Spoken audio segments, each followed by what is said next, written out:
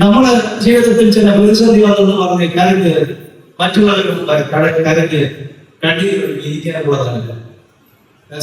ഉണ്ടായിരുന്ന സന്ദേശമാണ് ജീവിതം അങ്ങനെ മറ്റുള്ളവരുടെ മുമ്പ് കരഞ്ഞ് കാണിച്ചു കൊടുത്ത് കളരാനുള്ളതല്ല.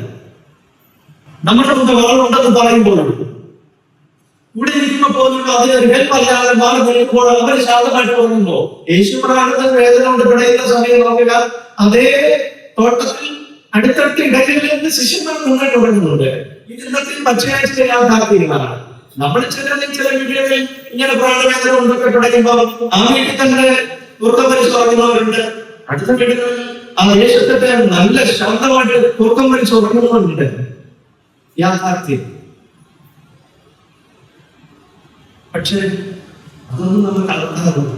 നമുക്ക് വേണ്ടി മറ്റുള്ളവരൊന്നും ചെയ്തില്ല എന്നുള്ളത് നമ്മൾ കലർത്താറുള്ളതല്ല.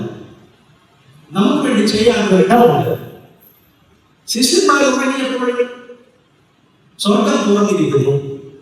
സ്വർഗത്തിൽ മാലാഖമാർ വരുന്നു, അവനെ ശക്തിപ്പെടുത്തുന്നു.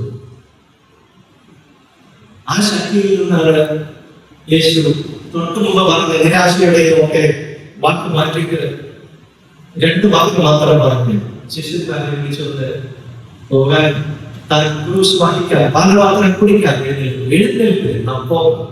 ഇവിടെ തന്നെ ഇവിടെ നേതൃത്വത്തിൽ സഖാവായിരുന്നു. യേശു ഒന്നും പറഞ്ഞില്ല. പകരുന്നത് ശിഷ്യന്മാരാണ്, ഉറങ്ങിയവരാണ് പകരുന്നത്. യേശു അവരോട് ചോദിക്കുന്നു, നിങ്ങൾ ആരൊക്കെ? അത് ഞാൻ ധൈര്യത്തോട്